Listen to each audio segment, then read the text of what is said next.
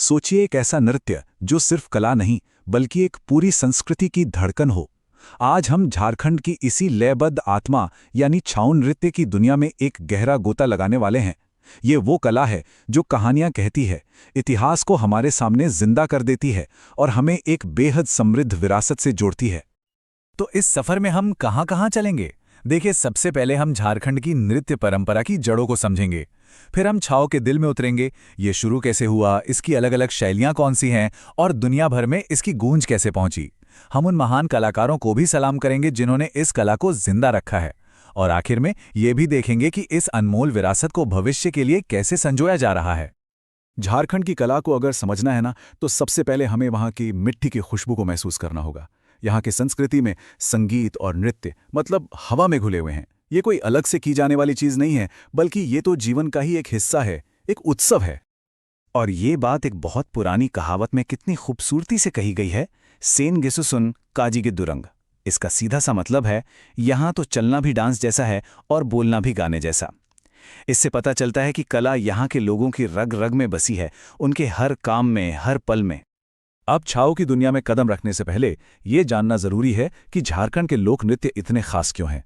पहली बात, ये सामूहिक होते हैं, मतलब वहाँ कोई आर्टिस्ट और ऑडियंस नहीं होता, सब मिलकर नाचते हैं, सब कलाकार होते हैं। इन नृत्यों में कहानियां होती हैं, कभी वीरता की, कभी सुंदरता की, तो कभी युद्ध और शिकार की। और कमाल की बात तो यह है कि 18वीं सदी में भी जो यात्री यहाँ आए, उन्होंने लिखा है कि यहाँ के लोग पूरी पूरी रात नाचते गाते थे। सोचिए, परंपरा कितनी गहरी है। तो झारखंड के नृत्यों के इस गुलदस्ते में छाऊ सबसे चमकदार और अनोखा फूल है। और ये सिर्फ एक डांस नहीं है, ये एक दमदार ड्रामा है, एक ऐसी कहानी जो बिना एक भी शब्द कहे कह दी जाती है। छाऊ, इस नाम में ही एक गहरा राज छिपा है। ये नाम निकला है संस्कृत के शब्द छाया से। इसका मतलब है परछाई। जरा सोच कर देखिए, कलाकार किसी किरदार की सिर्फ नकल नहीं करता, वो उसकी परछाई बन जाता है, उसकी आत्मा को अपने अंदर उतार लेता है और फिर अपने शरीर की हर हरकत से उसके भावों को जिंदा कर देता है। तो आखिर छाऊ को क्या चीज इतना अलग बनाती है? एक तो ये जबरदस्त ऊर्जा से भरा हुआ है और पारंपरिक रूप से इसे पुरुष ही करते हैं। इसमें रामायण और महाभारत जैसी पौराणिक कथाएं दिखाई जाती हैं। और हाँ, इसकी सबसे बड़ी पहचान इसके कमाल के मुखौटे। ये इतने एक्सप्रेसिव होते हैं कि बिना कुछ बोले ही सारी भावनाएं बता देते हैं।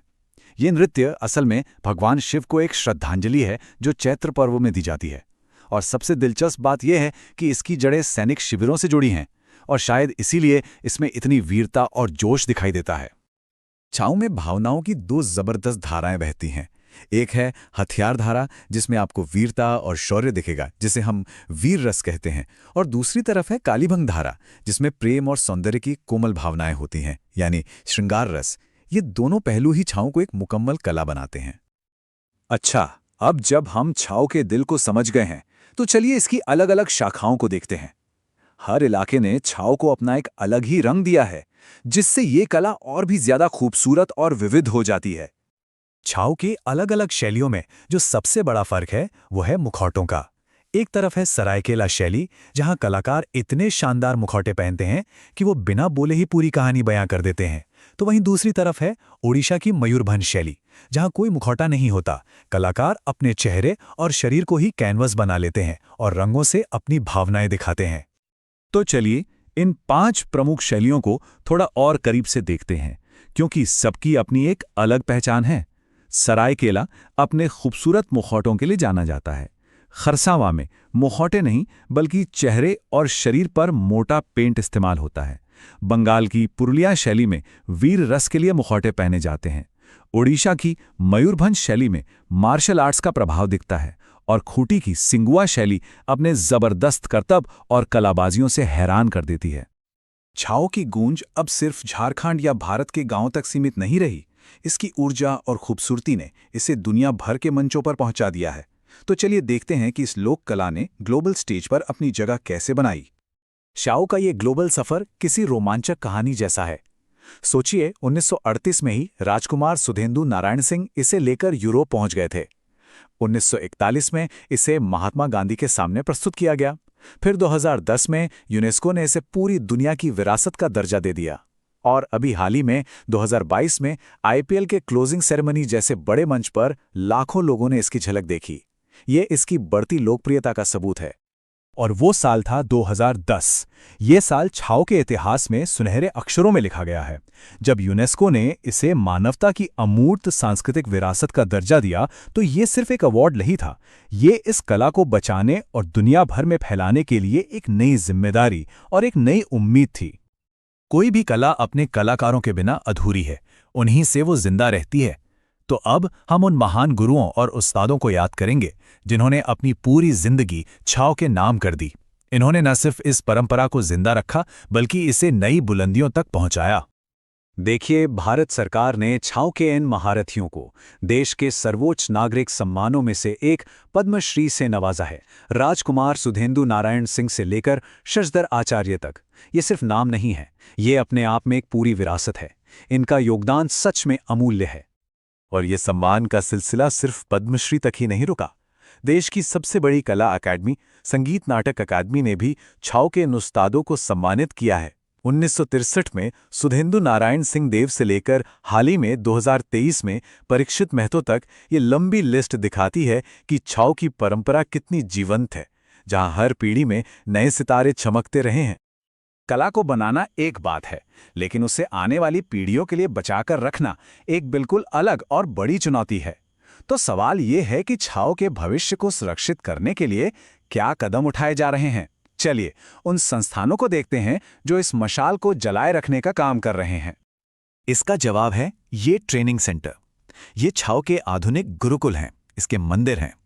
1960 में बना सरायकेला छाओ केंद्र तो सबसे पुराना और मशहूर है। इसके अलावा नटराज कला केंद्र, मानभूम छाओ केंद्र और चन्ननक्यारी छाओ केंद्र जैसे कई संस्थान हैं जो नई पीढ़ी को इस कला की बारीकियां सिखा रहे हैं और ये पक्का कर रहे हैं कि ये विरासत हमेशा जिंदा रहे। झारखंड की धरती की बात ही कुछ और है। ये सिर्फ खनिजों के लिए ही नहीं जानी जाती, बल्कि अपनी जिंदा दिल संस्कृति के लिए भी मशहूर है।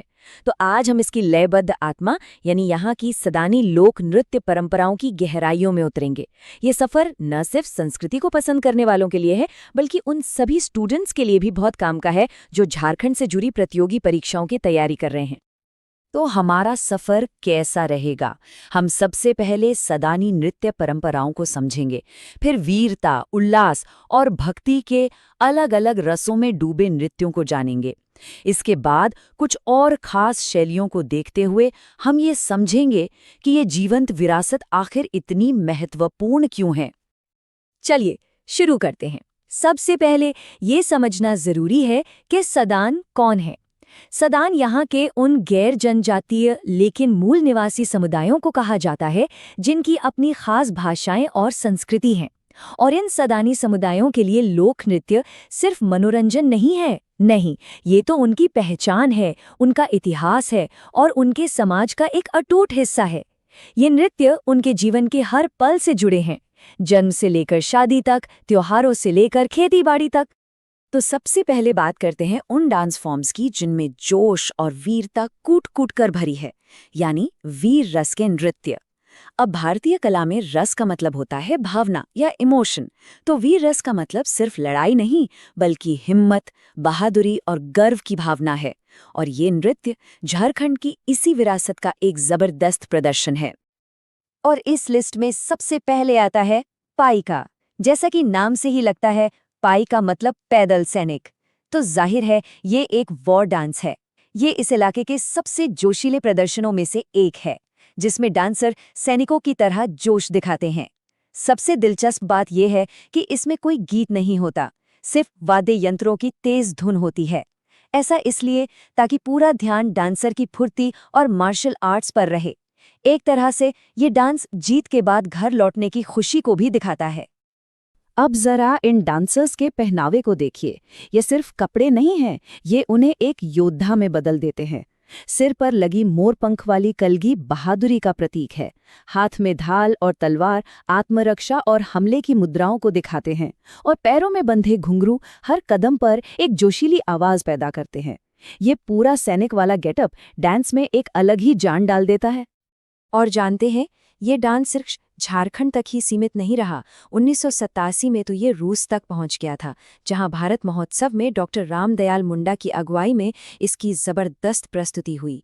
ये दिखाता है कि हमारी लोक कलाओं में कितनी ताकत है। आमतौर पर ये नृत्य किसी खास मेहमान के स्वागत में या फिर रथ यात्रा जैसे धार्मिक जुलूसों के दौरान अपनी पूरी शान के साथ किया जाता है।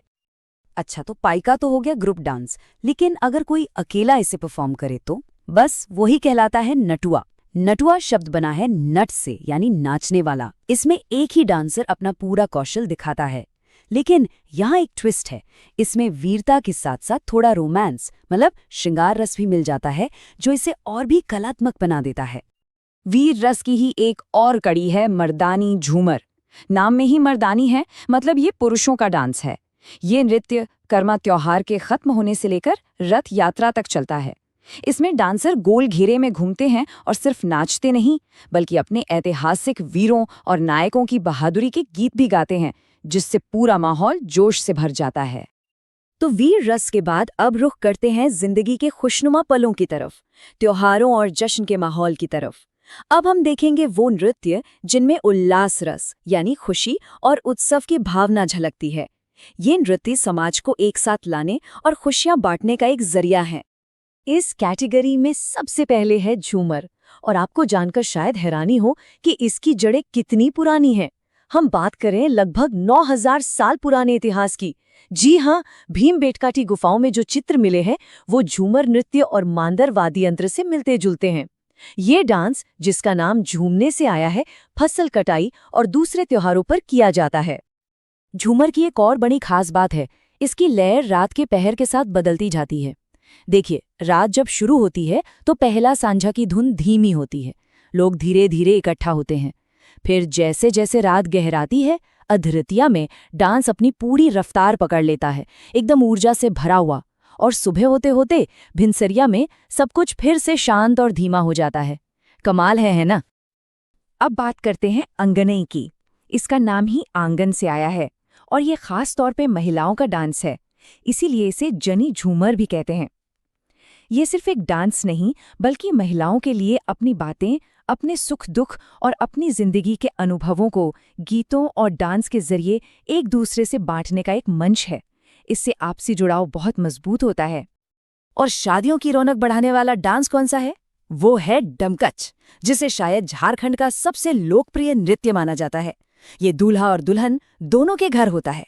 इसकी पहचान है वो खास हेयर स्टाइल जो डमरू जैसा दिखता है, और कुछ अनोखी आवाजें जैसे बुचू, सोना, मैना, जो खुशी और शुभकामनाओं का प्रतीक है। शादी से 15 दिन पहले ये शुरू हो जाता है और पूरे माहौल को सेलिब्रेटरी बना देता है। चलिए, वीरता और उल्लास के बाद अब चलते हैं आध्यात्मिकता और प्रेम की दुनिया में। अब हम बात करेंगे उन नृत्यों की जिनमें भक्ति रस और श्रृंगार रस की प्रधानता है, मतलब ईश्वर के प्रति समर्पण और प्रेम सौंदर्य का एक खूबसूरत संगम। ये नृत्य आध्यात्म और मानवीय भावनाओं को जोड़ते हैं। और इसमें सबसे पहले है रास नृत्य। ये सीधे सीधे राधा कृष्ण की दिव्य प्रेम कहानी को मंच पर उतार देता है। जो पुरुष डांसर है, जिसे झुमराहा कहते हैं, वो कृष्ण बन जाता है, और महिला डांसर, जिसे कली कहते हैं, वो राधा बन जाती है। झारखंड का पंच परगना इलाका इसके लिए खास तौर पे जाना जाता है, जहां कार्तिक पूर्णिमा की चांदनी रात में जब ये डांस होता है ना, तो माहौल ही दिव्य हो जाता है। लेकिन यहीं एक बड़ा दिलचस्प विरोधाभास सामने आता है। एक और डांस है कली नृत्य, जिसे नचनी खेलड़ी नाच भी कहते हैं। ये भी राधा कृष्ण के प्रेम को ही दिखाता है, पर समाज ने इसे कभी अच्छी नजर से नहीं देखा। इसे सामाजिक अस्वीकृति का सामना करना पड़ा। आखिर ऐसा क्यों हुआ? और इसी से जुड़ी है मूंगा नचनी की कहानी। देखिए, उस जमाने में नचनी यानी पेशेवर महिला कलाकारों को अच्छा नहीं माना जाता था। समाज में ऐसी धारणा थी कि इससे परिवार बर्बाद होते हैं। लेकिन मूंगा नचनी सिर्फ एक डांसर नहीं, एक कवयित्री और गायिका भी थी। जब उन्हें रोकने की कोशिश की गई तो उनकी कला और भक्ति ने उनके आलोचकों का भी दिल जीत लिया। ये कला की और भक्ति की जीत थी सामाजिक पूर्वाग्रहों पर। भक्ति रस का एक और जबरदस्त रूप है मंडा या भगतिया नृत्य। ये पूरी तरह से भगवान शिव यानी महादेव को समर्पित है। इसमें कोई गीत नहीं होता, सिर्फ वाद्य यंत्र बजते हैं। पुरुष भक्त, जिन्हें भगत कहा जाता है, वैशाख महीने में बहुत कठिन उपवास और अनुष्ठान करते हैं, जबकि महिलाएं, जिन्हें सुक्ताइन कहते हैं, उनकी मदद करती हैं। ये आस्था और तपस्या का एक अनूठा प्रदर्शन है। लेकिन रुकिए, कहानी अभी खत्म नहीं हुई है। झारखंड के नृत्यों का खजाना बहुत बड़ा है। चलिए अब कुछ और अनोखी डांस स्टाइल्स पर भी एक नज़र डालते हैं, जिनका अपना ही एक अलग रंग है। ये देखिए कितनी विविधता है। जैसे घोड़ा नाच, जिसमें एक डांसर बांस का घोड़ा पहनकर राजा की तरह नाचता है, अक्सर मेलों में। या फिर सोहराई, जो दिवाली के बाद पशुओं के सम्मान में किया जाने वाला डांस है। फिर जदूर है, जो वसंत का डांस है। मटकोड़न शादी की एक रस्म है। और लुझरी झूमर का ही एक स्टाइल है, जिसमें डांसर बड़े ग्रेस के साथ झुकते हैं। हर नृत्य की अपनी एक अलग कहानी है। यहाँ तक कि मौसम भी डांस और संगीत से जुड़े हुए हैं। गर्मियों में उदासी के गीत गाए जाते हैं, जिनमें अक्सर अकेलेपन और किसी की याद की भावना होती है। और बारिश में पावस के गीत, जो प्रकृति के सौंदर्य और प्रेम का जश्न मनाते हैं। वैसे तो ये मूल रूप से गीत हैं, लेकिन मर्दानी झूमर के प्रदर्शन के दौरान इन पर नृत्य भी होता है, जिससे इमोशंस और गहरे हो जाते हैं। तो इन सब नृत्यों को देखने और समझने के बाद एक बात तो साफ है, ये सिर्फ मनोरंजन या स्टेज पर की जाने वाली परफॉर्मेंस नहीं है। ये तो एक जीती जागती, सांस लेती हुई सांस्कृतिक विरासत है, जो एक समुदाय के इतिहास, उसकी मान्यताओं और उसकी आत्मा को अपने अंदर समेटे हुए है। संक्षेप में कहें तो हमने देखा कि कैसे झारखंड के डांस रस यानी भावनाओं पर आधारित हैं। हर डांस का अपना एक खास पहनावा, अपना एक खास मौका और एक सामाजिक भूमिका है। ये सिर्फ कला नहीं, बल्कि समाज और धर्म से जुड़े गहरे रीति रिवाज हैं। झूमर जैसी परंपराएं तो हजारों साल पुरानी हैं। ये नृत्य इस इलाके के पूरे इतिहास और समाज की आत्मा को अपने अंदर समेटे हुए हैं। संथाल समुदाय के जीवन में नृत्य, आप जानते हैं, सिर्फ एक कला का रूप नहीं है। ये असल में उनकी संस्कृति, उनके त्योहारों और प्रकृति के साथ उनके गहरे रिश्ते को दिखाने का एक जरिया है, एक धड़कती हुई अभिव्यक्ति है। तो चलिए आज हम संथाल लोक नृत्यों के इसी गहरे और दिलचस्प संसार में उतरते हैं और हर एक पहलू को बिल्कुल विस्तार से समझेंगे। ये जानकारी न सिर्फ संस्कृति को पसंद करने वालों के लिए है, बल्कि उन सब के लिए भी बहुत जरूरी है जो जेपीएससी जैसी परीक्षाओं की तैयारी कर रहे हैं, क्योंकि हम यहाँ हर तथ्य की गहराई तक जाएंगे। ठीक है, तो ये रहा हमारा आज का सफर। सबसे पहले हम देखेंगे कि ये नृत्य संथाल जीवन का आईना कैसे हैं। फिर हम साल के अलग अलग मौसमों में होने वाले नृत्यों को जानेंगे। इसके बाद हम उन खास नृत्यों पर गौर करेंगे जो बड़े त्योहारों और रिचुअल्स का हिस्सा हैं। और आखिर में हम बात करेंगे उन नृत्यों की जो सिर्फ पुरुष करते हैं, खासकर शिकार से जुड़े नृत्य। तो सबसे पहली और सबसे जरूरी बात जो हमें समझनी है वो ये है कि संथाल नृत्य कोई अलग से की जाने वाली चीज नहीं है। ये तो समुदाय के सामाजिक और धार्मिक जीवन का एक हिस्सा है, उसके ताने बाने में बुना हुआ है। मतलब जन्म से लेकर शादी तक, फसल बोने से लेकर उसे काटने तक, हर बड़े मौके के लिए एक खास तरह का नृत्य और संगीत है। ये जो बात है ना, ये संथाल नृत्यों की पूरी आत्मा को बयान कर देती है। हर एक डांस की अपनी एक कहानी है जो संथाल कैलेंडर में एक खास वक्त को दिखाता है। और ये कोई पुरानी भूली बिसरी परंपराएं नहीं हैं, बल्कि आज भी संथाल समुदाय की जिंदगी का एक जीता जागता हिस्सा है, जो पीढ़ी दर पीढ़ी आगे बढ़ रही हैं। तो चलिए अब हम वक्त के साथ एक सफर पर निकलते हैं और देखते हैं कि संथाल समुदाय का पूरा साल इन नृत्यों के इर्द गिर्द कैसे घूमता है। उनका जो कैलेंडर है वो प्रकृति के चक्र से जुड़ा हुआ है और उनके नृत्य समझिए कि इसी चक्र का जश्न मनाते हैं, बिल्कुल एक जीते जागते सांस्कृतिक कैलेंडर की तरह। यहाँ एक नज़र में हम पूरे संथाल नृत्य कैलेंडर को देख सकते हैं। देखिए कैसे पौष से शुरू होकर अगहन तक हर मौसम अपने साथ एक नया त्योहार और एक नया नृत्य लेकर आता है। ये सिर्फ एक लिस्ट नहीं है, बल्कि ये जिंदगी की वो लय है जो पूरे साल चलती रहती है। तो हमारी यात्रा शुरू होती है पोष महीने के साकरात नृत्य से। ये एक रिचुअलिस्टिक डांस है। इसे पुरुष अपने घर की चौखट पर एक पूजा करने के बाद शुरू करते हैं, जिसे घोड़े पूजा कहते हैं। इस पूजा में वे अपने कुल देवता का शुक्रिया अदा करते हैं और फिर पूरे गांव में घर घर जाकर ये नृत्य करते हैं। इसका मकसद होता है पूरे समुदाय में आशीर्वाद और खुशियां फैलाना। अच्छा, इस नृत्य की कुछ बातें बहुत खास हैं। पहली बात, ये सिर्फ पुरुष करते हैं। दूसरी, घर घर जाकर नाचने का जो तरीका है वो समुदाय में एकता को और भी मजबूत करता है। और हाँ, इसमें इस्तेमाल होने वाले वाद्य यंत्र नगाड़ा, मांदर और घंटी, इनकी लयबद्ध आवाज एक ऐसा माहौल बनाती है जो इस अनुष्ठान को और भी गहरा मतलब देती है। पौष के बाद आता है माघ का महीना और इसके साथ आता है डहार नृत्य। ये नृत्य माघ बोंगा त्योहार के मौके पर होता है। यहाँ बोंगा का मतलब है देवता या आत्मा। तो ये त्योहार असल में पूर्वजों और गांव के देवताओं को सम्मान देने के लिए मनाया जाता है। ये पूरे समुदाय के लिए एक साथ आने और अपनी जड़ों से जुड़ने का एक बहुत बड़ा मौका होता है। डहार नृत्य को लांगड़े नृत्य के नाम से भी जाना जाता है। ये संथाल संगीत का एक बहुत ही पॉपुलर स्टाइल है। ये होता है गांव के अखड़ा में। अब अखड़ा सिर्फ एक खुला मैदान नहीं होता, ये गांव के सामाजिक और सांस्कृतिक जीवन का सेंटर होता है।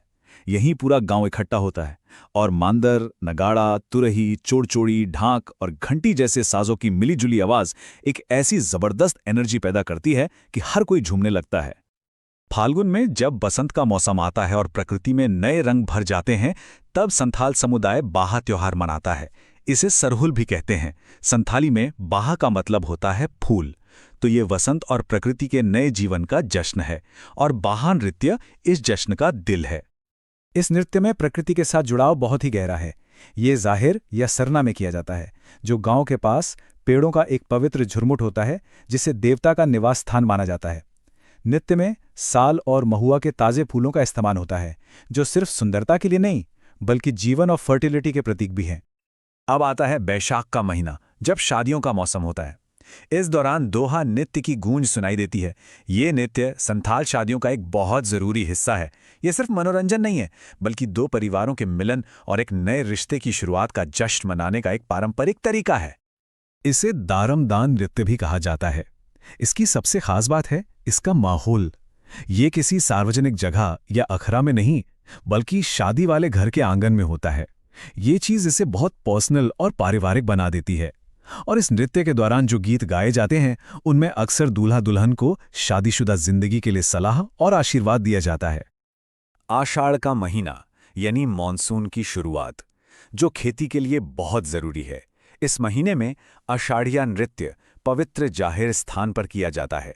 लांगड़े संगीत पर होने वाला ये नृत्य एक तरह से अच्छी बारिश और भरपूर फसल के लिए देवताओं से प्रार्थना का एक रूप है। ये दिखाता है कि संथालों का प्रकृति और जीवन के चक्र से कितना गहरा नाता है। और फिर आता है अघन का महीना। जब फसल कटकर घर आ जाती है, तब इस मौसमी चक्र का अंत होता है दोस्मी नृत्य के साथ। ये भी जाहिर स्थान पर होता है और इसमें भी लांगड़े नृत्य गीत का ही स्टाइल होता है। ये एक तरह से भरपूर फसल के लिए प्रकृति और देवताओं को धन्यवाद कहने और साल भर के चक्र के सफल होने का जश्न मनाने का तरीका है। तो ये तो हो गई मौसम के साथ चलने वाले नृत्यों की बात। अब हम उन नृत्यों को देखेंगे जो किसी एक महीने से नहीं, बल्कि संथालों के सबसे बड़े त्योहारों और अनुष्ठानों से जुड़े हुए हैं। ये नृत्य संथाल संस्कृति की जड़ों को और उसकी निरंतरता को दिखाते हैं। सुराई संथालों का सबसे बड़ा पशु पर्व है। यह मवेशियों के सम्मान में मनाया जाता है, जो उनकी खेतीबाड़ी की रीढ़ है। सोराई नृत्य में पुरुष और महिलाओं की भूमिकाएं बहुत दिलचस्प होती हैं। महिलाएं चुमावड़ी गीत गाती हैं, जो स्वागत और सम्मान के गीत हैं। वहीं पुरुष गाय जमाव गीत गाते हुए नाचते हैं। और फिर पूरा समुदाय एक साथ लांगड़े नृत्य संगीत में शामिल हो जाता है। ये सामाजिक संतुलन का एक बहुत ही सुंदर उदाहरण है। अब आते हैं एक बहुत ही खास और कह सकते हैं कि थोड़े रहस्यमय नृत्य पर, दस्साय नृत्य। ये दशहरा के समय होता है, लेकिन इसका मकसद मनोरंजन बिल्कुल नहीं है। इसका मकसद है मंत्र विद्या की प्राप्ति के लिए ट्रेनिंग लेना। ये एक आध्यात्मिक साधना है जिसमें नृत्य और संगीत के जरिए ऐसी शक्तियों को साधने की कोशिश की जाती है जो गांव को बुरी ताकतों से बचा सकें। इसकी पूरी प्रक्रिया समझिए। ये ट्रेनिंग दशहरा के पहले दिन से शुरू होकर विजयादशमी तक चलती है। ये होती है गुरु के घर यानी गुरु गृह में। इसकी शुरुआत होती है माँ दुर्गा की पूजा से, जो शक्ति की प्रतीक हैं। इसमें गाए जाने वाले गीत पूरी तरह से भक्तिमय होते हैं और जो साज बजते हैं, नगाड़ा, भुआंड, तुरही, ढाक, बनम और बांसुरी, उनका संगीत एक बहुत ही गंभीर और आध्यात्मिक माहौल बना देता है। वैसे तो इस नृत्य से जुड़ी हर बात अपने आप में खास है, लेकिन एक ऐसी चीज है जो इसे बाकी सभी नृत्यों से एकदम अलग बनाती है। क्या हो सकती है वो? इसकी सबसे अनोखी बात यह है कि पुरुष ही महिलाओं के गहने और कपड़े पहनकर ये नृत्य करते हैं। अब ये सिर्फ पहनावा बदलना नहीं है, इसके पीछे एक गहरा प्रतीक है। ऐसा माना जाता है कि ये अपने अहंकार को छोड़ने, शक्ति के स्त्री रूप का सम्मान करने और ईश्वर के प्रति पूरी तरह से समर्पित हो जाने का एक तरीका है। चलिए अब अपने इस सफर के आखिरी हिस्से में चलते हैं। यहाँ हम उन नृत्यों पर ध्यान देंगे जो खास तौर पर सिर्फ पुरुष करते हैं। इनमें से ज्यादातर नृत्य शिकार की परंपरा से जुड़े हैं, जो पुराने जमाने में संथाल समाज का एक बहुत अहम हिस्सा थी। ये नृत्य ताकत, हुनर और मिलकर काम करने की रणनीति को दिखाते हैं। ये तालिका हमें इन शिकार नृत्यों को समझने में मदद करती है। देखिए, दोगेन और सिंगराई दोनों जेठ के महीने में सामूहिक शिकार के मौके पर होते हैं और अक्सर एक के बाद एक किए जाते हैं। फिर है शिकारी नृत्य, जो भादो महीने के आखिर में जानताड़ा पर्व पर होता है। और आखिर में है हुंटा नृत्य, जो जैसा कि नाम से ही जाहिर है, शिकार पर जाने से पहले की तैयारियों को दिखाता है, जैसे हथियारों को तेज करना और रणनीति बनाना। तो हमने देखा कि संथाल लोक नृत्य सिर्फ नाच गाना नहीं है, ये तो एक पूरी जीवन शैली है, एक जीता जागता सांस्कृतिक कैलेंडर है जो मौसम के साथ धड़कता है और पूरे समुदाय को एक साथ जोड़ता है। उरांव जनजाति के लोक नृत्यों की दुनिया में और भी गहराई से उतरने वाले हैं। पिछले अंक के बाद कई लोगों ने और विस्तार से जानने की इच्छा जताई थी, तो हमने सोचा क्यों न इस बार हर नृत्य, हर परंपरा और उसके पीछे के अर्थ को और भी बारीकी से समझा जाए।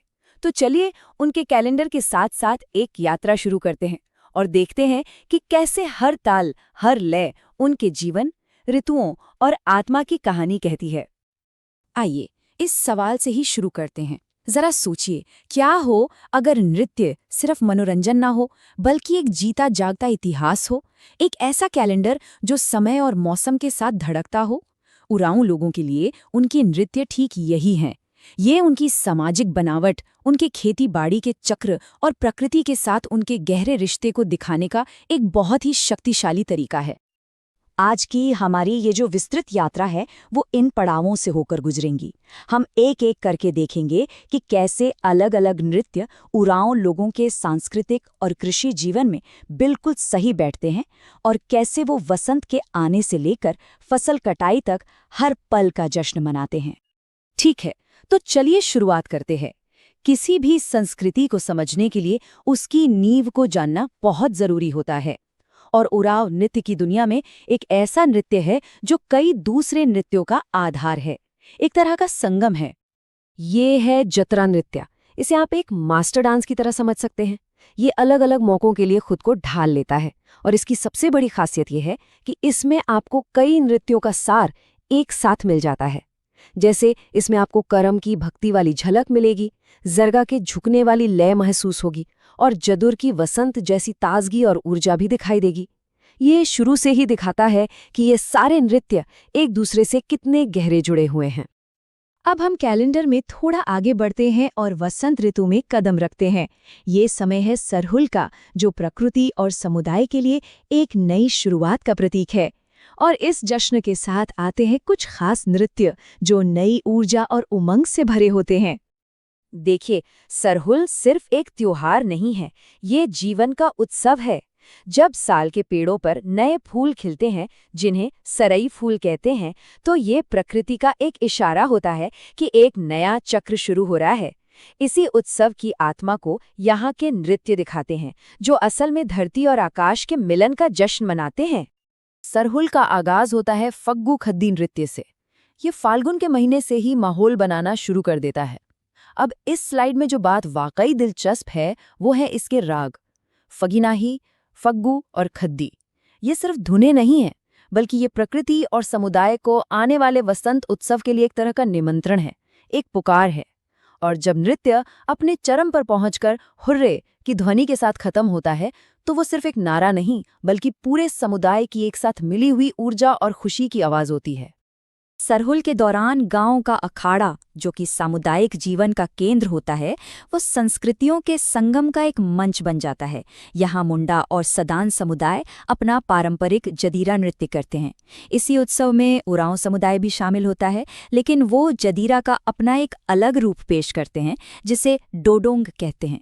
मांदर की थाप पर खेल लेजर लेजर की गूंज के साथ ये नृत्य दिखाता है कि कैसे अलग अलग समुदाय एक ही उत्सव को अपनी अपनी पहचान और अपनी अपनी शैली के साथ मनाते हैं।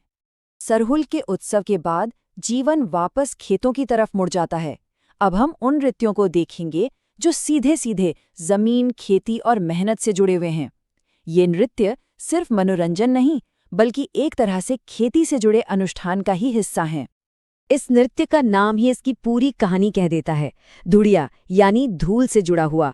जब बीज बो दिए जाते हैं और धरती सूखी होती है तो नर्तकों के कदमों से उड़ती धूल एक तरह से धरती का आशीर्वाद बन जाती है, जो अच्छी फसल का संकेत देती है।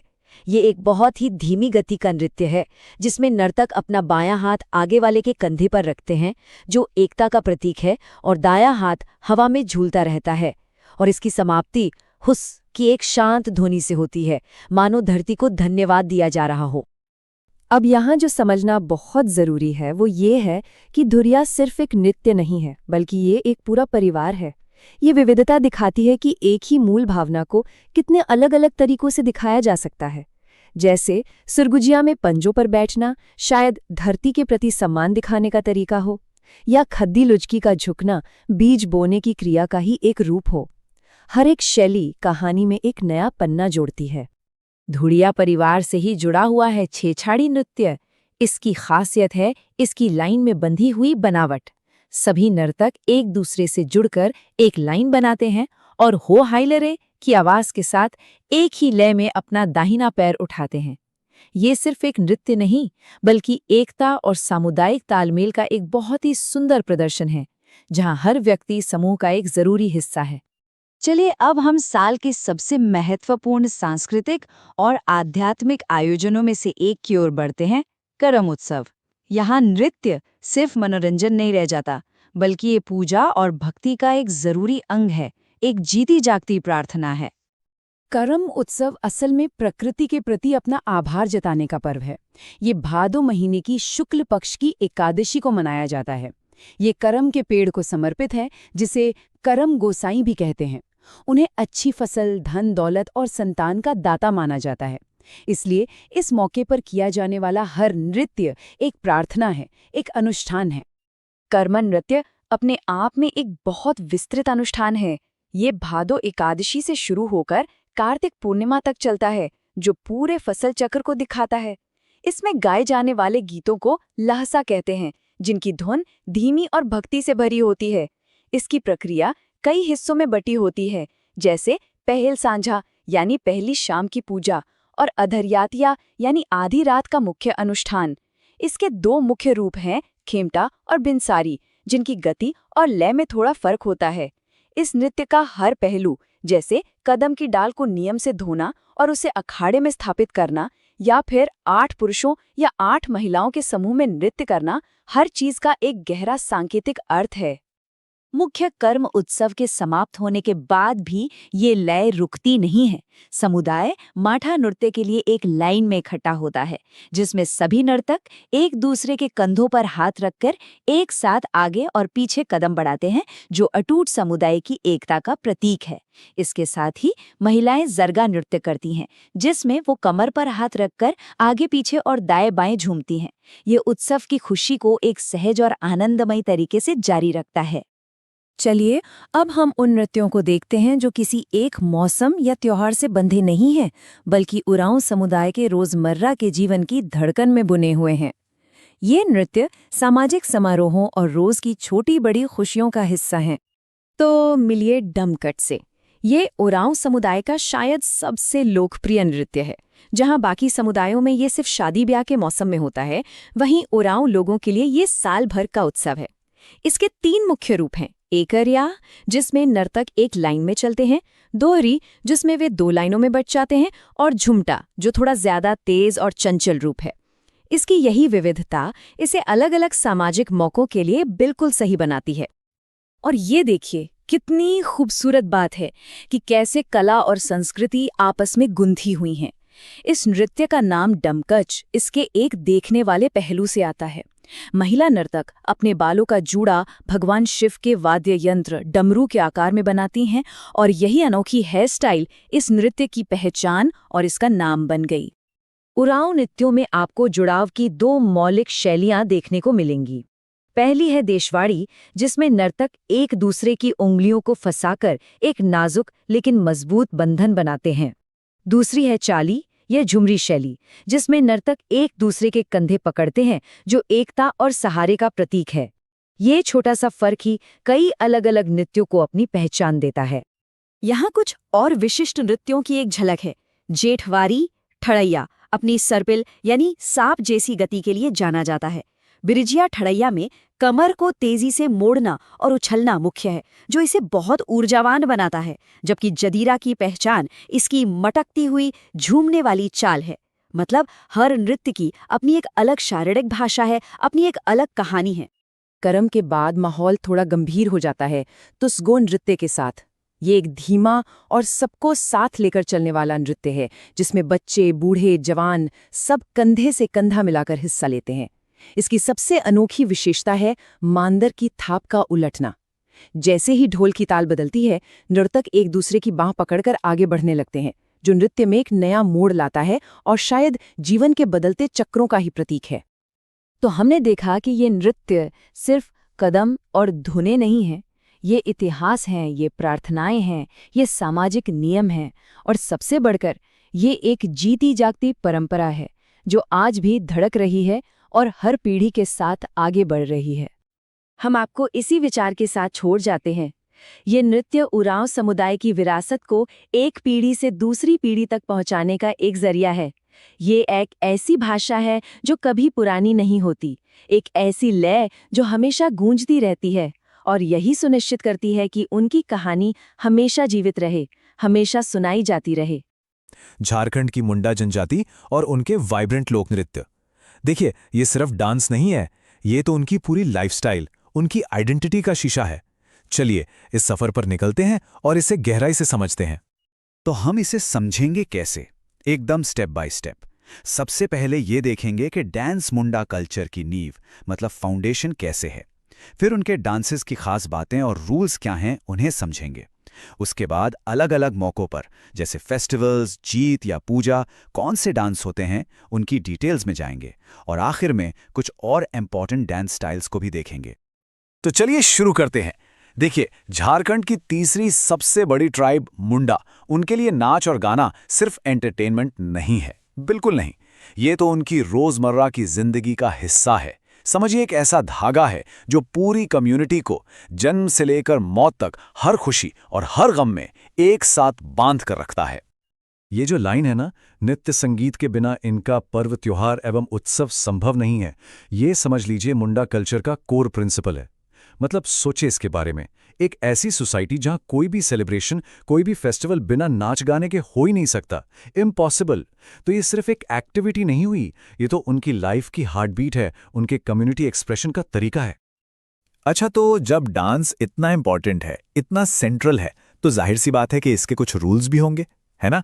ऐसा नहीं है कि बस मन किया और नाच लिए। मुंडा डांस सिर्फ इमोशंस का फ्लो नहीं है, बल्कि ये एक हाईली डिसिप्लिन्ड और स्ट्रक्चर्ड आर्ट फॉर्म है। तो चलिए अब उन्हीं खास नियमों को समझते हैं जो इन डांसेस को एक अलग पहचान देते हैं। यहाँ पर सबसे पहला और सबसे इंपॉर्टेंट रूल है जेंडर रोल्स का क्लियर कट डिवीजन।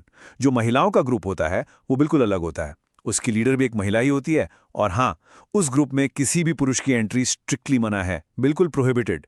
वही दूसरी तरफ पुरुष अपना अलग ग्रुप बनाते हैं और आज़ादी से नाचते हैं। ये जो स्ट्रिक्ट डिसिप्लिन है ना, यही मुंडा डांस का फाउंडेशन है।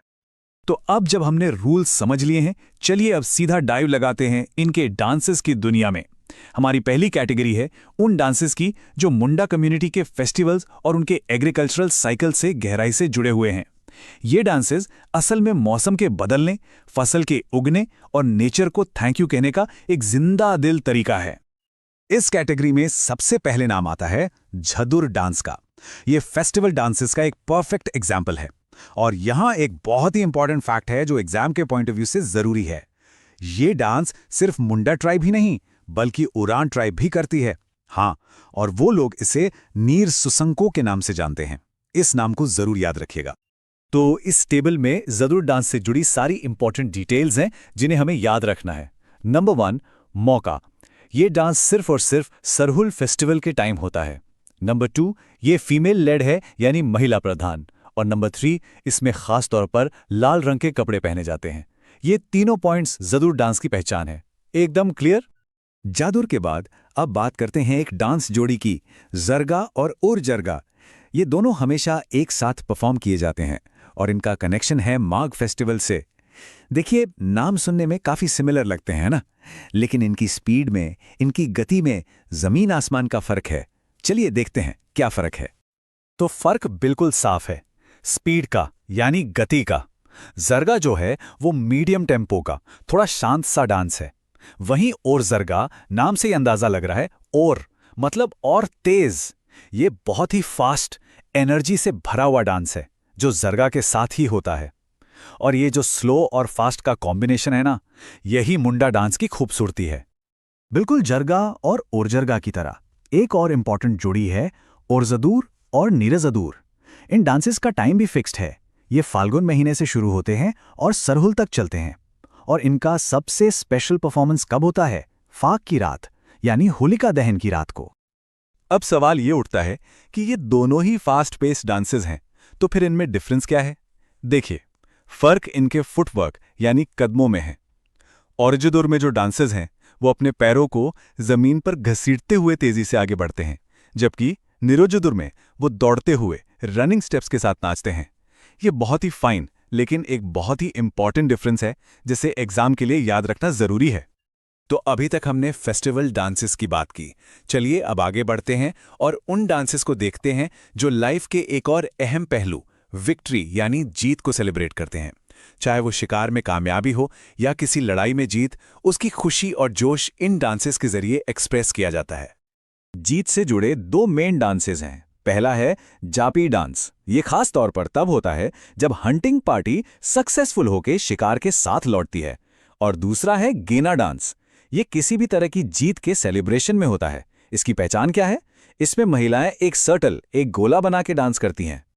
फेस्टिवल्स हो गए, विक्ट्री हो गई, लाइफ में इनके अलावा फेथ और रिचुअल्स का भी एक बहुत बड़ा रोल होता है। तो अब हम उन डांसेस पे फोकस करेंगे जो सीधे सीधे पूजा पाठ और धार्मिक अनुष्ठानों से जुड़े हैं, जिनका मेन पर्पस अपने देवी देवताओं को खुश करना और उनका आशीर्वाद पाना है। इस टेबल में 3 मेन रिचुअलिस्टिक डांसेस हैं। पहला है खेमटा। ये एक ग्रुप वर्शिप डांस है और इसकी सबसे बड़ी पहचान पुरुषों के हाथों में पीला गमछा। दूसरा है चिटिद। ये एक स्लो टेम्पो वाला भक्ति भाव का डांस है। और तीसरा है जाली। ये दशहरे के टाइम होने वाला एक अनुष्ठान है जिसमें पुरुष गांव में घर घर जाकर अनाज इकट्ठा करते हैं। अब इन रिचुअल डांसेस में एक डांस ऐसा है जो सबसे यूनिक, सबसे अलग है। इसका नाम है बूढ़ी करम और इसका पर्पस भी उतना ही खास है। ये तब किया जाता है जब सूखा पड़ता है, बारिश के देवता को मनाने के लिए। बूढ़ी करम से जुड़ी हर डिटेल पर अच्छे से ध्यान देना होगा क्योंकि एग्जाम के लिए सुपर इंपॉर्टेंट है। पॉइंट नंबर 1, ये सूखे के टाइम होता है। पॉइंट नंबर 2, इसे सिर्फ और सिर्फ महिलाएं परफॉर्म करती हैं। और पॉइंट नंबर 3, जो कि सबसे अनोखी बात है, इस डांस के लिए महिलाएं पुरुषों के कपड़े पहनती हैं। हाँ, बिल्कुल। और ये पूरा अनुष्ठान गांव के पुजारी यानी पाहन के आंगन में किया जाता है ताकि बारिश के देवता बोंगा खुश हो जाएं। तो अब हम अपने इस डिस्कशन के आखिरी हिस्से में आ गए हैं। इस लास्ट कैटेगरी में हम कुछ ऐसे अलग अलग डांसेस पर नजर डालेंगे जिन्हें हम किसी एक बॉक्स में फिट नहीं कर सकते, लेकिन ये मुंडा कल्चर की डाइवर्सिटी को दिखाते हैं और उतने ही इंपॉर्टेंट हैं। यहाँ 3 बहुत ही इंटरेस्टिंग डांसेस हैं। सबसे पहले पाइका। इसको एक तरह का मार्शल आर्ट डांस समझ सकते हैं। ये एक वेलकम डांस है जिसमें गाने नहीं होते, सिर्फ म्यूजिक इंस्ट्रूमेंट्स की धुन पर तलवार और ढाल के साथ परफॉर्मेंस होती है। फिर है बुरु। ये एक हाइब्रिड डांस है, मतलब जदुर और करम दोनों स्टाइल्स का मिक्सचर है। और आखिर में है राछा। इसका दूसरा नाम बरछा खेलना भी है। ये मंडा पर्व से जुड़ा है और खूंटी रीजन में काफी पॉपुलर है। तो चलिए इतना कुछ जानने के बाद एक क्विक रिवीजन हो जाए। ये टेबल एक परफेक्ट रिवीजन टूल है। चलिए याद करते हैं। जदुर मतलब सरहुल फेस्टिवल और लाल कपड़े। पाइका यानी तलवार ढाल वाला मार्शल डांस। झापी मतलब शिकार में जीत का सिंबल। और हाँ, बूढ़ी करम बारिश के लिए किया जाने वाला वो अनोखा डांस जिसमें महिलाएं पुरुषों के कपड़े पहनती हैं, ये की पॉइंट्स एकदम दिमाग में बिठा लेने। तो इस पूरे डिस्कशन के बाद एक सवाल मन में आता है। हमने देखा कि मुंडा डांसेस में कितने स्ट्रिक्ट रूल्स हैं, जेंडर रोल्स हैं, मौके फिक्स हैं, यहां तक कि कपड़े भी तय हैं। तो क्या ऐसा नहीं लगता कि आज की इस तेजी से बदलती दुनिया में यही कड़े नियम और परंपराएं उनकी यूनिक कल्चरल आइडेंटिटी को बचाए रखने का सबसे पावरफुल तरीका है? हो समुदाय की डांस की परंपराओं की दुनिया में उतरने वाले हैं, एक ऐसी दुनिया जहां हर कदम एक कहानी कहता है और हर ताल प्रकृति और जीवन की धड़कन से जुड़ी है। चलिए देखते हैं कि इस सफर में हम क्या क्या जानने वाले हैं। शुरुआत करेंगे हो नृत्य के एक छोटे से इंट्रोडक्शन से, फिर आगे बढ़ेंगे और बसंत और बुआई के डांस को समझेंगे। उसके बाद बात होगी फसल कटाई के जश्न की, फिर आएगा माघ महीने का एक बहुत ही खास ग्रुप डांस, और आखिर में हम समझेंगे कि ये डांस की विरासत इतनी जरूरी क्यों है। तो ठीक है, शुरू करते हैं हमारा पहला पड़ाव। देखिए, हो डांस सिर्फ एंटरटेनमेंट नहीं है, असल में ये एक तरह के पावरफुल सामूहिक अनुष्ठान है जो खेती के पूरे साइकिल और कम्युनिटी की जिंदगी के हर खास पल को एक धागे में पिरोते हैं। मतलब हो लोगों का डांस वो मौसम के साथ साथ चलता है, बीज बोने की उम्मीद से लेकर फसल कटाई की खुशी तक। तो यहाँ होता क्या है कि उनकी जो रोजी रोटी है यानी खेती और उनकी संस्कृति का जो सबसे खूबसूरत हिस्सा है मतलब डांस, इन दोनों के बीच एक बहुत ही गहरा, एक अटूट रिश्ता है। तो अब आगे बढ़ते हैं और चलते हैं खेती बाड़ी के साल के पहले बड़े पड़ाव पर। यहां हम देखेंगे कि कैसे डांस का इस्तेमाल बसंत का वेलकम करने और एक अच्छी फसल की उम्मीद जगाने के लिए किया जाता है। इस मौसम में ना दो बहुत खास डांस होते हैं। एक है बार नृत्य, ये सरहुल के त्योहार पर होता है और इसमें ना मर्द और औरतें अलग अलग ग्रुप बनाकर डांस करते हैं। और दूसरा है हेरो नृत्य, ये होता है धान की बुआई के ठीक बाद और इसमें पूरा का पूरा समुदाय एक साथ मिलकर नाचता है। मतलब एक है त्योहार के लिए और दूसरा है काम पूरा होने की खुशी के लिए। और ये जो 12 नृत्य है ना, इसकी धुनें तो बस कमाल होती हैं। सोचिए, इस वसंत के त्योहार में आपको मांदर की गहरी थाप सुनाई देगी, नगाड़े की गूंज, ऋतु की मीठी सी धुन और साथ में बनम, दमाडुम्ड और झांझ करताल की वो खनक। ये सब मिलकर एक ऐसा म्यूजिक बनाते हैं ना जो सीधा दिल में उतर जाता है। तो ठीक है, बीज तो बो दिए गए, अब चलते हैं साल के उस समय में जब मेहनत का फल मिलता है। अब हम बात करेंगे उन डांस फॉर्म्स की जो एक अच्छी फसल और दूसरे बड़े त्योहारों का जश्न मनाने के लिए किए जाते हैं। यमुना नृत्य, अरे वाह, ये सिर्फ एक डांस नहीं है, ये तो फसल से जब नया अनाज घर आता है ना, उसकी वो जो एक प्योर खुशी होती है और जमीन के लिए जो मन में आभार होता है, उसका प्रतीक है। ये एक तरीका है जिससे पूरा समुदाय एक साथ आता है और अपनी समृद्धि का जश्न मनाता है। अच्छा, अब आते हैं दसाई नृत्य पर, और ये तो बिल्कुल ही अलग है। ये होता है दशहरा के टाइम पर और इसे ज्यादातर पुरुष ही करते हैं। जरा सोचिए, डांसर छोटे छोटे डंडों के साथ, और म्यूजिक के लिए क्या इस्तेमाल होता है? थाली और कटोरी, और ये सब बजाते हुए वो घर घर जाकर नाचते हैं। है ना एकदम अनोखा नजारा। और फिर आता है सोहराय नृत्य।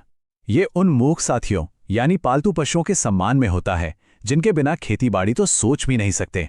ये डांस हमें दिखाता है कि हो समुदाय प्रकृति के हर एक हिस्से की कितनी गहरी इज्जत करता है। और पता है, ये परंपरा हमें मुंडा संथाल कल्चर के भी याद दिलाती है, जहां जानवरों को हमेशा एक बहुत स्पेशल जगह दी गई है। और अब हम आ पहुंचे हैं साल के सबसे बड़े और सबसे जरूरी आयोजन पर, माघे नृत्य। ये होता है माघ महीने की पूर्णिमा की रात को, और ये वो मौका है जब पूरा का पूरा समुदाय एक साथ एक ताल में झूम उठता है।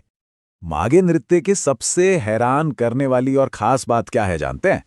इसमें होता यह है कि पहले डांस शुरू होता है और गाना उसके बाद आता है। सोचिए, नॉर्मली क्या होता है, हम संगीत पर नाचते हैं, है ना, लेकिन यहां तो डांस ही संगीत को रास्ता दिखाता है। और यही जो उल्टा रिश्ता है ना, इसी वजह से ये इतना मैजिकल लगता है। तो माघे नृत्य के बारे में 3 बातें बस याद रखिएगा। 1, ये माघ पूर्णिमा को होता है। 2, पूरा समुदाय एक साथ नाचता है। और 3, हो संस्कृति के जितने भी पारंपरिक म्यूजिकल इंस्ट्रूमेंट्स हैं, उन सब की गूंज आपको यहां सुनाई देगी। मतलब एक बहुत ही बड़ा ग्रैंड सेलिब्रेशन। तो चलिए अब आखिर में इन सभी डांस फॉर्म्स के गहरे मतलब को समझते हैं। देखिए, ये सिर्फ नाचना गाना नहीं है, ये एक कल्चरल हेरिटेज है। एक जीती जागती परंपरा जो एक पीढ़ी से दूसरी पीढ़ी तक चलती आ रही है।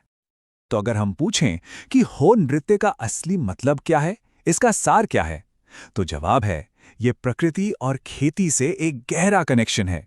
ये कम्युनिटी के बीच के रिश्तों को और मजबूत बनाने का एक जरिया है। ये जिंदगी के साइकिल का सेलिब्रेशन है और सबसे बड़ी बात, ये उनकी कल्चरल आइडेंटिटी, उनकी सांस्कृतिक पहचान का एक जीता जागता सबूत है। तो ये डांस सिर्फ आर्ट नहीं है, ये हो समुदाय का सामाजिक और सांस्कृतिक ताना बाना है। ये डांस एक तरह से पूरे समुदाय की आत्मा की आवाज है। मगर आज जब वक्त इतनी तेजी से बदल रहा है, खड़िया नृत्य की समृद्ध दुनिया को और भी बेहतर ढंग से समझने के लिए हमने इस पूरी चर्चा को 5 हिस्सों में बांटा है। हम एक बेसिक परिचय से शुरू करेंगे, फिर जत्रा यानी सामुदायिक मेलों में होने वाले नृत्यों को देखेंगे। इसके बाद हम मौसमों के साथ कैसे नृत्य बदलते हैं वो जानेंगे, फिर कुछ बिल्कुल ही अनोखी शैलियों पर नजर डालेंगे और आखिर में इन सब नृत्यों की आत्मा क्या है उसे समझने की कोशिश करेंगे। तो सबसे पहले ये समझना बहुत जरूरी है कि खड़िया समुदाय के लिए डांसिंग सिर्फ एक कला या मनोरंजन नहीं है। ये तो उनके सामाजिक और सांस्कृतिक जीवन की बिल्कुल नींव है। यही वो चीज़ है जो लोगों को आपस में जोड़ती है, त्योहारों में जान डालती है और पीढ़ी दर पीढ़ी उनकी कहानियों को आगे बढ़ाती है।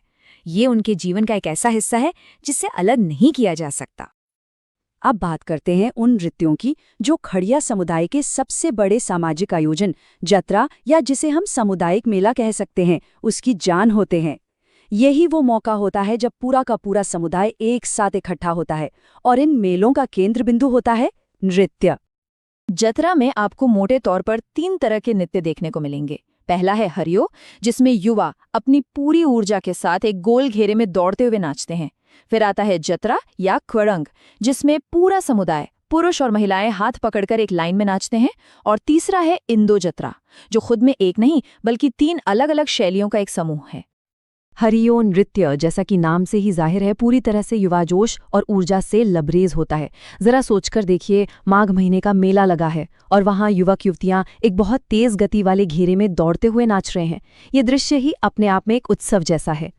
जत्रा नृत्य, जिसे कुअड़ंग भी कहते हैं, ये सामुदायिक एकता का प्रतीक है। इसमें पुरुष और महिलाएं एक लंबी कतार बनाकर एक दूसरे का हाथ पकड़कर नाचते हैं। और एक दिलचस्प बात यह है कि ये नृत्य शैली सिर्फ खड़िया जनजाति तक ही सीमित नहीं है, बल्कि उरांव जनजाति में भी ये काफी लोकप्रिय है। ये चीज इन समुदायों के बीच के गहरे सांस्कृतिक जुड़ाव को भी दिखाती है। इंदो जत्रा तो अपने आप में एक पूरा उत्सव है। जैसा मैंने पहले बताया, ये कोई एक अकेला डांस नहीं है, बल्कि ये 3 अलग अलग शैलियों का एक खूबसूरत गुलदस्ता है। ठड़िया, लहसुआ और राटा। अश्विन के महीने में होने वाला यह नृत्य अपनी इसी विविधता की वजह से बहुत ही खास माना जाता है। और यहाँ आप उस विविधता को साफ साफ देख सकते हैं। एक तरफ है ठड़िया, जिसमें नर्तक एक जगह पर स्थिर खड़े होकर बड़ी शालीनता से नाचते हैं। बीच में है लहसुआ, जिसमें गाना बजाना होता है, लोग झूमते हैं और फिर अचानक एक ऊर्जा से भरी छलांग के साथ गाना खत्म होता है। और आखिर में है राटा, जिसमें सब हाथ पकड़कर दौड़ते और कूदते हुए एक घेरा बनाते हैं। मतलब नाम एक, पर अंदाज कितने अलग। चलिए, अब हम खड़िया नृत्य के एक और बहुत ही दिलचस्प पहलू को देखते हैं, और वो है इसका प्रकृति और मौसमों से गहरा रिश्ता। आप देखेंगे कि उनका पूरा डांस कैलेंडर उनके खेतीबाड़ी के चक्र के साथ साथ चलता है, जो ये दिखाता है कि उनका जीवन प्रकृति की लय से कितना ज्यादा जुड़ा हुआ है। ये समय रेखा देखिए, ये साफ दिखाती है कि साल का कोई भी समय नृत्य के बिना नहीं गुजरता।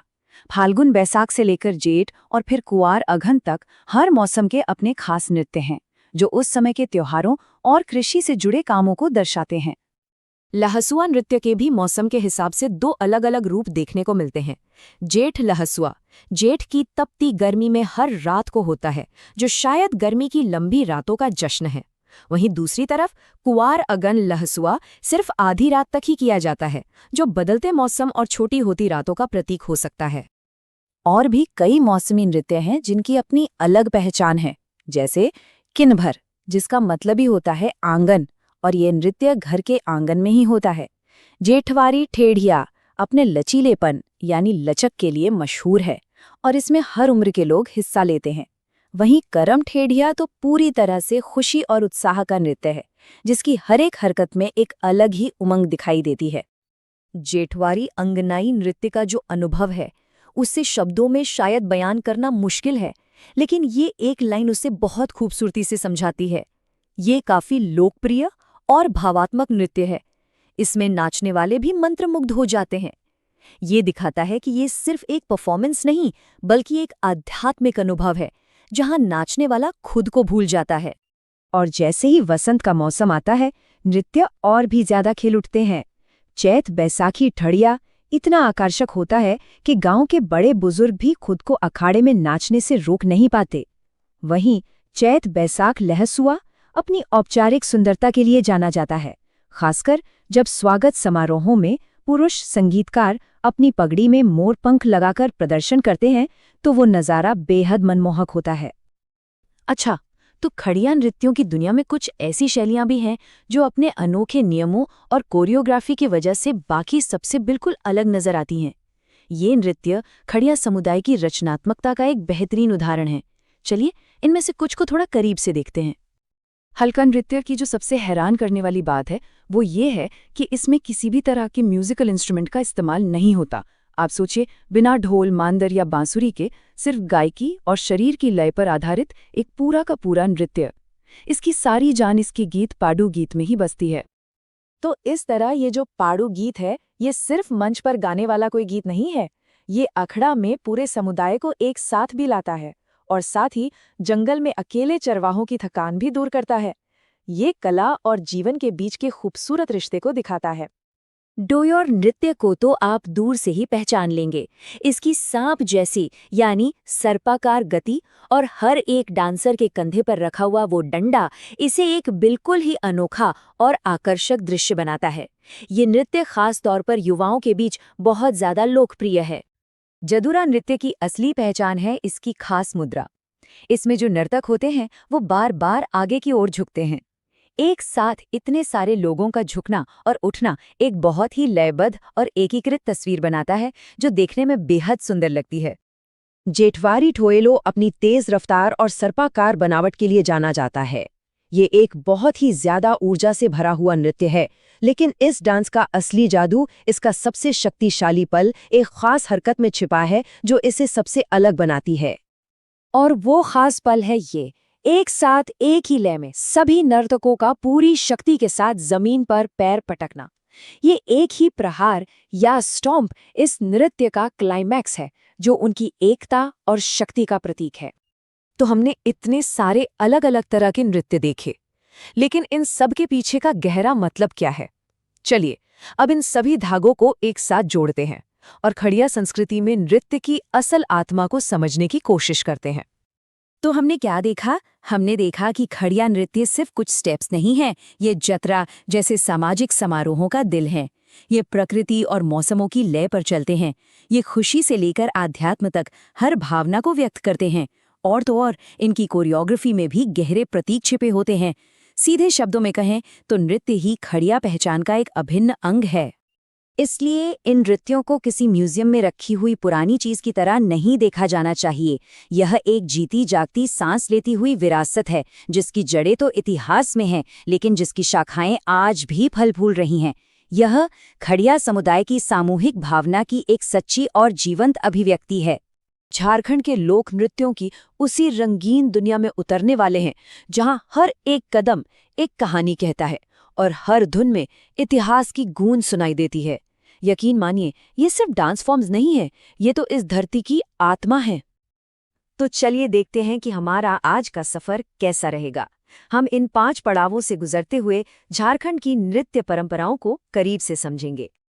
तो सबसे पहली और सबसे जरूरी बात, झारखंड में नृत्य सिर्फ स्टेज पर होने वाला कोई परफॉर्मेंस नहीं है। नहीं, ये तो लोगों की जिंदगी का हिस्सा है।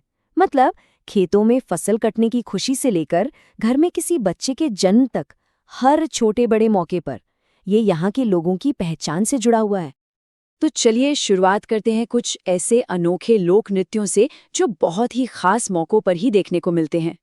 क्या कभी सोचा है कि कुछ नृत्य सिर्फ जन्म या मृत्यु के समय ही क्यों किए जाते हैं? हाँ, तो धोबिया नृत्य ये धोबी समुदाय के जीवन के दो सबसे बड़े सच, जन्म और मृत्यु से जुड़ा हुआ है। सोचिए, एक ऐसा डांस जो तब होता है जब घर में कोई नया मेहमान आता है या जब कोई अपना इस दुनिया को छोड़कर चला जाता है। ये असल में पूरे समुदाय को भावनाओं के एक धागे में पिरो देता है। और अब बात अग्नि नृत्य की। जैसा कि नाम से ही जाहिर है, ये पूरी तरह से एक धार्मिक अनुष्ठान है। ये मंडा पूजा के दौरान होता है और इसमें भक्त अपनी श्रद्धा दिखाने के लिए जलते कोयलों पर चलते हैं। यहाँ जो शील की पूजा होती है ना, उसका मतलब है आत्मनियंत्रण और पवित्रता का प्रदर्शन। अच्छा, अब आते हैं नचनी नृत्य पर। ये कोई शौकिया परफॉर्मेंस नहीं, बल्कि एक प्रोफेशनल आर्ट फॉर्म है। इसके कलाकार साल भर मेहनत करते हैं और इसका सबसे खूबसूरत रूप देखने को मिलता है कार्तिक पूर्णिमा की चांदनी रात में। इस नृत्य में एक और बड़ी दिलचस्प बात है, वो है इसके कलाकारों के नाम। जो महिला कलाकार होती हैं उन्हें कहते हैं नचनी, और जो पुरुष साथी संगीत और हाव भाव से उनका साथ देते हैं उन्हें रसिक कहा जाता है।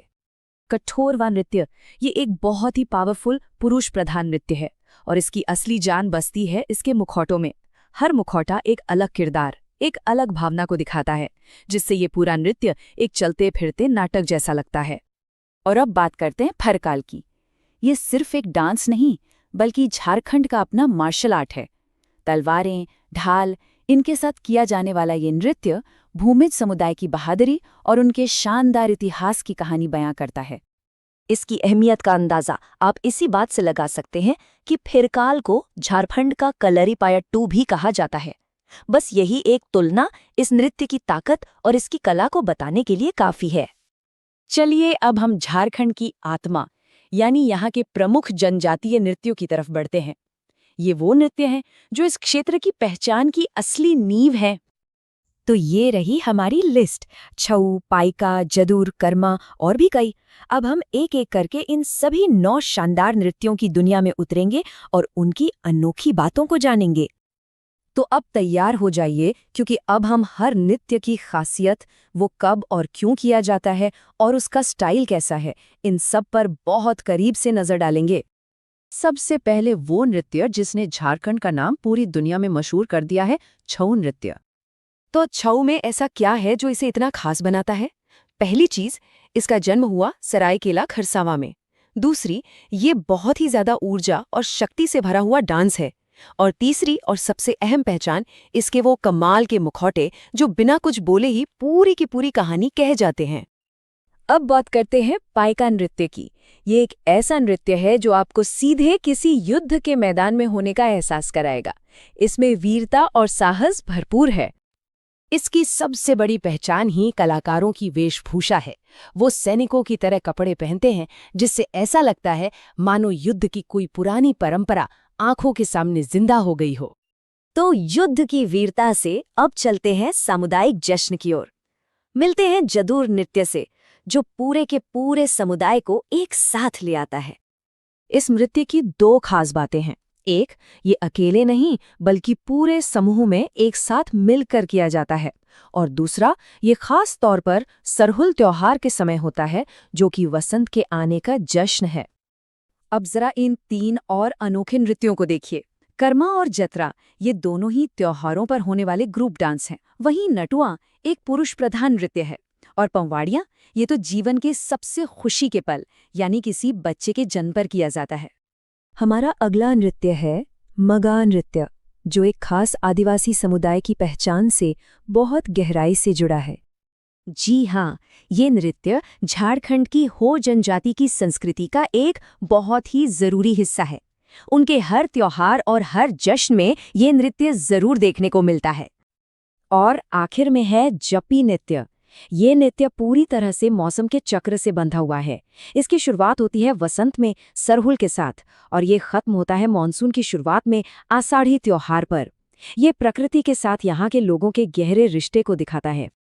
तो हमने देखा कि ये नृत्य सिर्फ मनोरंजन का साधन नहीं है, ये तो झारखंड की एक जीती जागती विरासत है, एक ऐसी अनमोल धरोहर जो एक पीढ़ी से दूसरी पीढ़ी तक चली आ रही है।